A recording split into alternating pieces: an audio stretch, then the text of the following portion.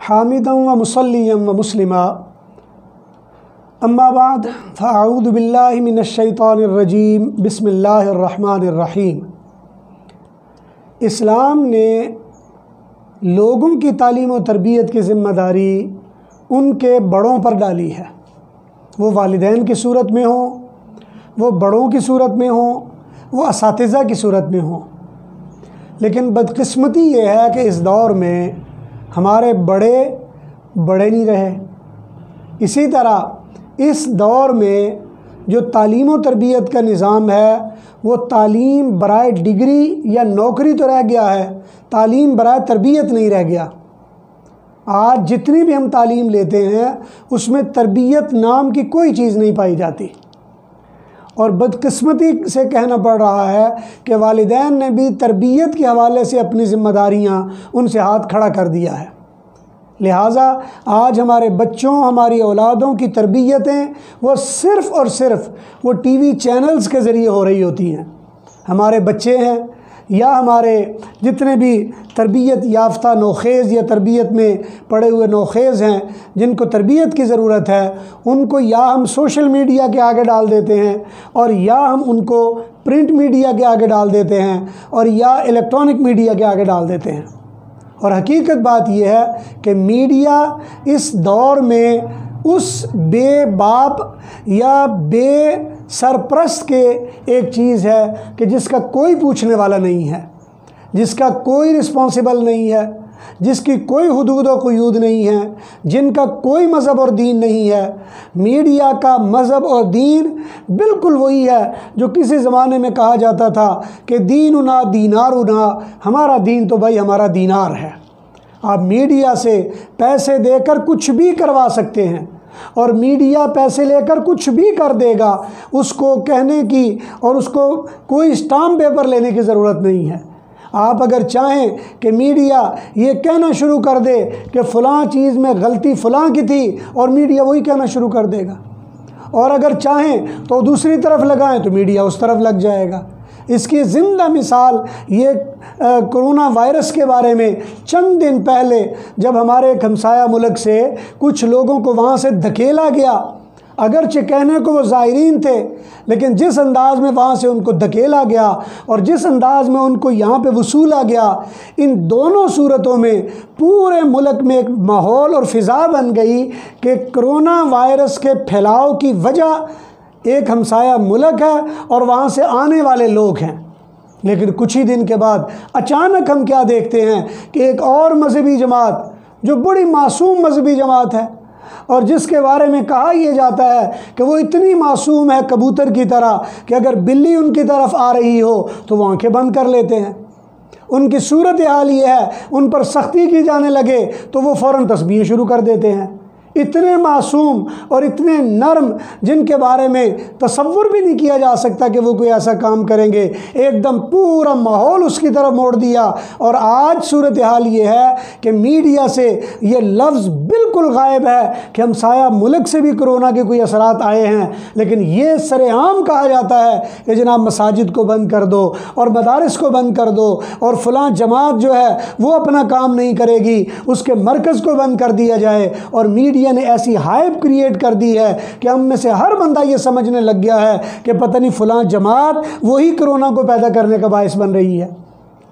اسی طرح ہم دیکھتے ہیں کہ کرونا کا مسئلہ آیا اور اس کے معاملے میں حقیقت بات یہ ہے کہ وائرسز آتے ہیں، حقیقت بات یہ ہے کہ بیماریاں آتی ہیں، لیکن کبھی بھی کوئی بیماری اس طرح کسی قوم کے یعنی عقیدے کے اور ایمان کے اوپر اس طرح اثر انداز ہو جائے، یہ کبھی بھی ایسا نہیں دیکھا گیا جتنا اب دیکھا جا رہا ہے۔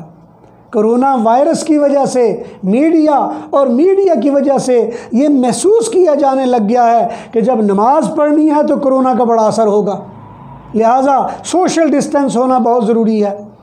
میں ایک جگہ مغرب کی نماز کروانے لگا تو لوگوں نے مجھے کہا کہ جی کیا حکم ہے، سوشل ڈسٹینس والی نماز پڑھنی ہے یا دوسری نماز پڑھنی ہے؟ میں نے کہا بابا بات ہے سیدھی سادھی، اگر تو اللہ والی نماز پڑھنی ہے تو اس کا طریقہ تو وہی ہے جو ایک ہے، اور اگر سرکاری نماز پڑھنی ہے تو پھر آپ وہ نماز پڑھیں جو سرکار نے آپ کو بتایا ہے۔ حقیقت بات یہ ہے کہ میڈیا کا کردار اس وقت انتہائی فرسودہ ہو چکا ہے۔ میڈیا اپنی اخلاقی قدریں کھو چکا ہوا ہے۔ آج میڈیا پر نوجوان بچیوں کو تعلیم و تربیت دینے کے لیے وہ عورتیں ہائر کی جاتی ہیں جن کا اپنا معاشرتی کردار وہ قابل اطمینان نہیں ہوتا۔ آج وہ لوگ نصیحتیں کرنے والے بیٹھے ہوتے ہیں جن کی اپنی کوئی نصیحت سننے کے لیے تیار نہیں ہوتا۔ آج وہ محاورہ جو کسی زمانے میں ہم سنا کرتے تھے کہ دوسروں کو نصیحت اور خود مرض فضیحت، آج ہماری یہ حالت میڈیا کے بارے میں بنی ہوئی ہے۔ آج حقیقت بات یہ ہے کہ ملک کی معیشت پر یا ملک کی سیاست پر، ملک کی معاشرت پر یا ملک کے دین اور مذہب پر اثر انداز ہونے کے لیے جو بنیادی ٹول استعمال کیا جاتا ہے وہ میڈیا ہے۔ میڈیا کے اینکر پرسن وہ جب کسی مذہبی مسئلے، مذہبی طبقے یا مذہبی شخصیت کے مد مقابل آتے ہیں تو وہ لنگوٹ اس طرح باندھ لیتے ہیں کہ جس طرح پوری دنیا میں سب سے بڑا جہاد کرنے کا ان کو ٹاسک دے دیا گیا ہے۔ اس لیے حقیقت بات یہ ہے کہ آج میڈیا اپنی دینی اقدار سے ہاتھ دھو بیٹھا ہے۔ میں یہ نہیں کہہ رہا ہوں کہ یہ اینکر پرسن نمازیں نہیں پڑھتے ہوں گے، میں یہ ہرگز نہیں کہہ رہا ہوں کہ یہ عبادتیں نہیں کرتے ہوں گے، میں یہ نہیں کہہ رہا ہوں کہ یہ مسلمان نہیں ہیں، میں یہ نہیں کہہ رہا ہوں کہ ان کا دین سے تعلق نہیں ہے۔ میرے کہنے کا مطلب یہی ہے کہ آپ اپنی انڈیویجویلٹی میں تو بڑے اچھے ہوں گے، لیکن آپ کا جو کردار نظر آ رہا ہے وہ کیا ہے؟ لوگوں کو جو دکھ رہا ہے وہ کیا ہے؟ لوگ آپ سے جو سبق لے رہے ہیں وہ کیا ہے؟ لوگوں کے درمیان آپ کی جو پروجیکشن ہو رہی ہے، جو لوگ آپ سے دیکھ کر وہ اپنے عمل میں لا رہے ہیں وہ کیا ہے؟ آج جتنا میڈیا ہے اس کا حال صرف اور صرف پیسے پر قائم ہو گیا ہے۔ یہ دولت کے طلبگار، یہ دولت کے پجاری بن چکے ہیں۔ اور حقیقت بات یہ ہے جو جتنا بڑا اینکر ہو جاتا ہے وہ اتنا بڑا غیر کا وہ پیسے لینے والا، اب وہ بڑا برا لفظ ہے جو مجھے کہنا نہیں چاہیے، وہ بن جاتا ہے۔ آج صورتحال یہ بن گئی ہے کہ بین الاقوامی میڈیا وہ ہمارے میڈیا پر متاثر ہوتا ہے۔ بین الاقوامی منوپلیز اور بین الاقوامی جو این جی اوز ہیں وہ ہمارے ملک کی این جی اوز پر، ہمارے میڈیا پر اثر انداز ہوتی ہیں۔ ہمارے ملک میں بیرونی ملک کی ایمبیسیاں وہ ان اینکرز کو بلا کر ان کی دعوتیں کروا کے ان کے منہ میں ورڈ ڈالتی ہیں کہ تم نے یہ بولنا ہے اور ایسے بولنا ہے۔ حقیقت بات یہ ہے کہ دین سے برگشتہ کرنے کے لیے مذہبی طبقے نے وہ کام نہیں کیا جو آج کا اینکر پرسن کر رہا ہے۔ دین سے دور کرنے کے لیے، محمد کریم کی بغاوت میں مبتلا کرنے کے لیے وہ کام آج کوئی نہیں کر رہا جو آج میڈیا کر رہا ہے۔ وہ کون ہے کہ جس نے آسیہ کو ہیرو بنا کر دوسرے ملکوں میں پہنچایا؟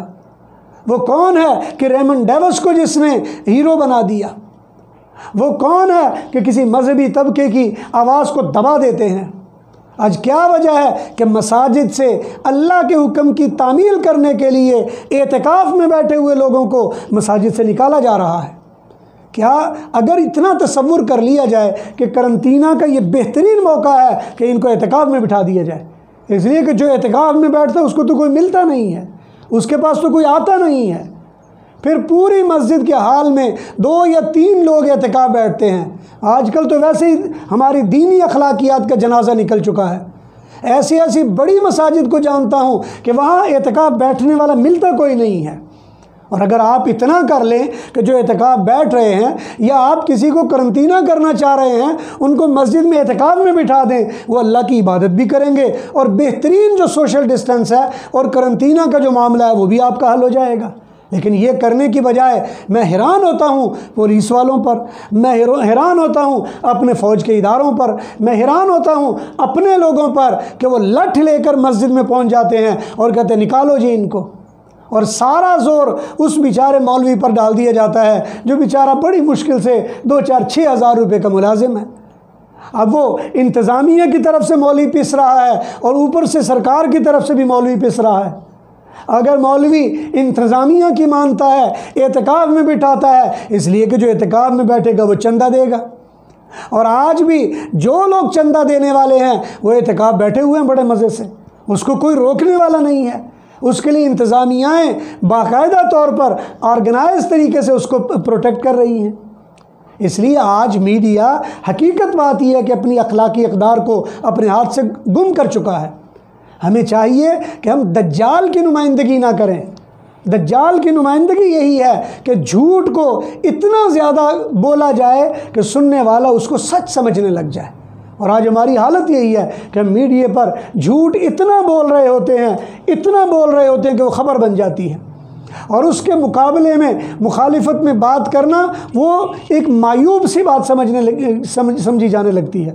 اس لیے میں اپنے تمام حضرات سے، دوستوں سے، میڈیا والوں سے اور جتنے اہل علم ہیں ان سے ایک ریکویسٹ کروں گا کہ برائے مہربانی دین کو بے آسرا نہ کیجیے، دین کو بے بس نہ کیجیے، ورنہ دین کے معاملے میں اللہ تعالیٰ کا فیصلہ بڑا ہی واضح ہے۔ فرمایا وَمَن يَبْتَغِ غَيْرَ الْإِسْلَامِ دِينًا فَلَن يُقْبَلَ مِنْهُ، اگر دین کے اسلام کے علاوہ کوئی دین اگر آپ متعارف کروانا چاہیں گے فَلَن يُقْبَلَ مِنْهُ، وہ آپ سے قبول نہیں کیا جائے گا۔